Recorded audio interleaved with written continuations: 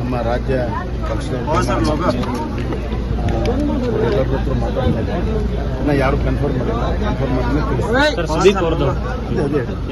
Sir. ಮತ್ತೆ S T Somashekar ಅವರು ಶೋಭಾ ಕರಂದ್ಲಾಜೆ ಬೆಂಬಲ ಕೊಡಲ್ಲ ಅಂತೆಲ್ಲ ಹೇಳ್ಕೊಂಡು ಓಡಾಡ್ತಿದ್ದಾರೆ.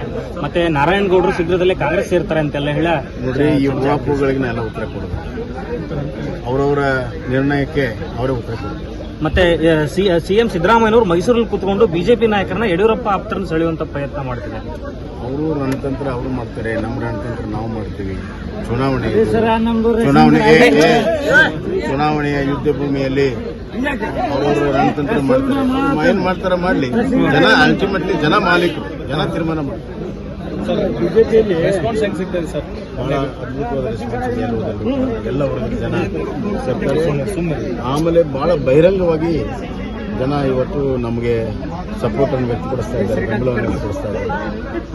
ಒಂದು ರೀತಿಯಲ್ಲಿ ನರೇಂದ್ರ ಮೋದಿ ಗಾಳಿ ಕರ್ನಾಟಕದಲ್ಲಿ ಉದ್ದಾಗಲಕ್ಕೂ ಇದೆ ಅಂತ ಸರ್. ಕೊಪ್ಪಳ ಮತ್ತೆ ದಾವಣಗೆರೆಯಲ್ಲಿ ಅಭ್ಯರ್ಥಿಗಳನ್ನ ಬದಲಾವಣೆ ಮಾಡಬೇಕು ಅಂತ, ಮತ್ತೆ ಬೆಳಗಾವಿಯಲ್ಲಿ ಶೆಟ್ಟರ್ ಅವರಿಗೆ ವಿರೋಧ ಸ್ಥಳೀಯ ನಾಯಕರಿಂದ. ಈಗಾಗಲೇ ಅವೆಲ್ಲವೂ ಕೂಡ ಮಾತುಕತೆಯಾಗಿದೆ.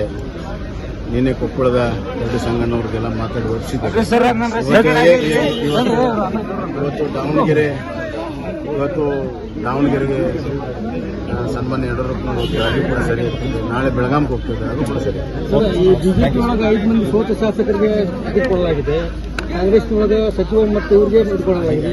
ಯಾರ್ಯಾರಿಗೆ ಅಭ್ಯರ್ಥಿಗಳು ಗೆಲ್ತಾರೋ ಅವ್ರಿಗೆ ಕೊಟ್ಟಿದ್ದಾರೆ.